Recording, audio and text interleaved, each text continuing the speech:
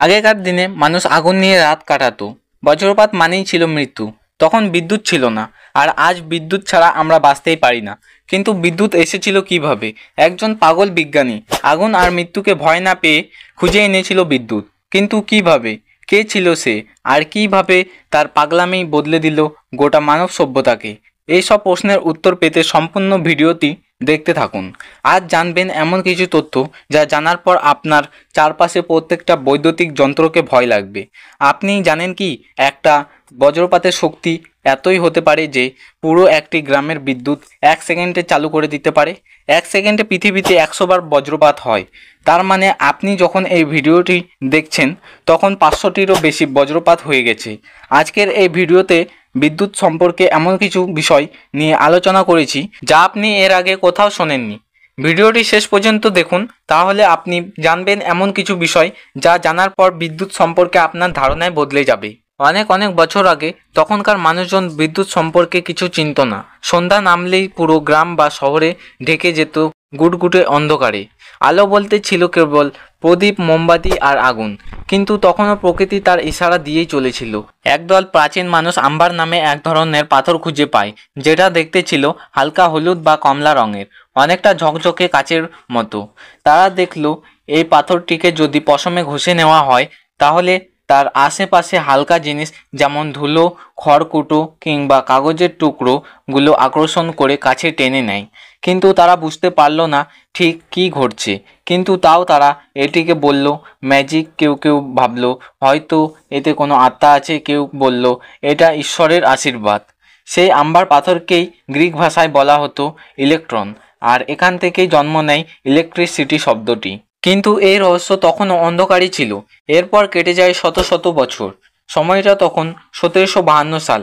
আমেরিকার একজন পাগলাটে বিজ্ঞানী নামলেন এই রহস্য ভেদ করতে। তার নাম বেঞ্জামিন ফ্রাঙ্কলিন। এই মানুষটা খুব সহজভাবে ভাবলেন, বজ্রপাত আর বৈদ্যুতিক ঝাঁকুনির মধ্যে কি কোনো সম্পর্ক আছে? এবং এরপর যা তিনি করলেন সেটা আজও বিজ্ঞানীদের চোখে একটা রিস্কি এক্সপেরিমেন্ট। কেউ কেউ বলেন আত্মহত্যার চেষ্টা। তীব্র এক ঝড়ের দিন যখন আকাশ গর্জে ওঠে, বিদ্যুৎ চমকাচ্ছে, ঠিক তখনই তিনি ওড়ালেন এক ঘুড়ি। ঘুড়িটির মাথায় ছিল এক লোহার চাবি, আর নিচে ছিল একটা সিল্কের সুতো। ফ্রাঙ্কলিন নিজেই সে সুতো ধরেছিলেন। কিছুক্ষণের মধ্যেই বজ্রপাত হলো, আর তিনি দেখতে পেলেন চাবির ধারে ধারে চিকচিক করে জ্বলে উঠছে বিদ্যুৎ। তিনি সাহস করে চাবিটার কাছে হাত বাড়ালেন, আর সঙ্গে সঙ্গে একটা ছোট শক। তিনি বেঁচে গিয়েছিলেন। সঙ্গে নিয়েছিলেন ইতিহাসের প্রথম প্রমাণ, বজ্রপাত মানেই বিদ্যুৎ। কিন্তু সমস্যা একটাই, বজ্রপাত আমরা নিয়ন্ত্রণ করতে পারি না। ওটা ভয়ঙ্কর, হঠাৎ আসে হঠাৎ চলে যায়। তাই বিজ্ঞানীরা ভাবলেন, আমরা নিজেরাই কি বিদ্যুৎ তৈরি করতে পারি না? এই প্রশ্নের উত্তর খুঁজতে লাগলো বিজ্ঞানীরা। আর সেই খোঁজে একদিন সামনে এলেন একজন অসাধারণ মানুষ, আলেসান্দ্রো ভোল্টা। তিনি ছিলেন ইটালিয়ান বিজ্ঞানী। 1780 সালে একজন ডাক্তার লুইজি গেলভানি দেখলেন একটা মৃত ব্যাঙের পায়ে ধাতব ছোঁয়া লাগলে সেটা কাঁপে। তার মানে হলো ব্যাঙের শরীরে বুঝি বিদ্যুৎ আছে। কিন্তু ভোল্টা এটা বিশ্বাস করলেন না। তিনি বললেন, না, এটা ব্যাঙের শরীর না, এটা ধাতুর ভেতর বিদ্যুৎ তৈরি হচ্ছে। তখনই তিনি শুরু করলেন পরীক্ষা। ভোল্টা একটার পর একটা 2 ধরনের ধাতু যেমন তামা আর দস্তা, আর তাদের মাঝখানে ভেজা কাপড় বা লবণ ভেজানো পানি, কাগজ রেখে স্তর বানালেন। এইভাবে অনেকগুলো স্তর সাজিয়ে তিনি বানালেন পৃথিবীর প্রথম ব্যাটারি, যার নাম ছিল ভোল্টেক পাইল। এটা থেকে ইলেকট্রন বের হতো, মানে বিদ্যুৎ পাওয়া যেত। আর এই বিদ্যুৎ ছিল মানুষের হাতে ধরা প্রথম নিয়ন্ত্রিত বিদ্যুৎ। এই ঘটনায় পুরো বিজ্ঞান জগৎকে বদলে দিল। বিজ্ঞানীরা বুঝতে পারল বিদ্যুৎ শুধু বজ্রপাত বা বড় ইঞ্জিনে নয়, ছোট প্যাকেটেও রাখা যায়।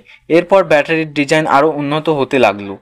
রাইসেল, লিথিয়াম ব্যাটারি, রিচার্জেবল ব্যাটারি, আজকের মোবাইল, ঘড়ি, ল্যাপটপ সবই চলছে এই ব্যাটারির উন্নত সংস্করণে। কিন্তু আলো কোথায়? তখনও রাতের অন্ধকারে মানুষ তেলের বাতি বা মোমবাতি জ্বালিয়ে চলতো। এমন সময় একটা প্রশ্ন উঠল, বিদ্যুৎ দিয়ে কি আলো জ্বালানো যাবে? এই প্রশ্নের উত্তর খুঁজতে এক যুবক উঠে এলেন। তার নাম টমাস আলভা এডিসন। আপনাদের যদি এই ভিডিওটি ভালো লেগে থাকে তাহলে অবশ্যই লাইক দিতে ভুলবেন না। আর এই চ্যানেলে নতুন হলে চ্যানেলটিকে সাবস্ক্রাইব করে রাখবেন যেন পরবর্তী ভিডিওটি মিস না হয়। ভালো থাকবেন, সুস্থ থাকবেন। আবারও ফিরব নতুন এক ভিডিও নিয়ে।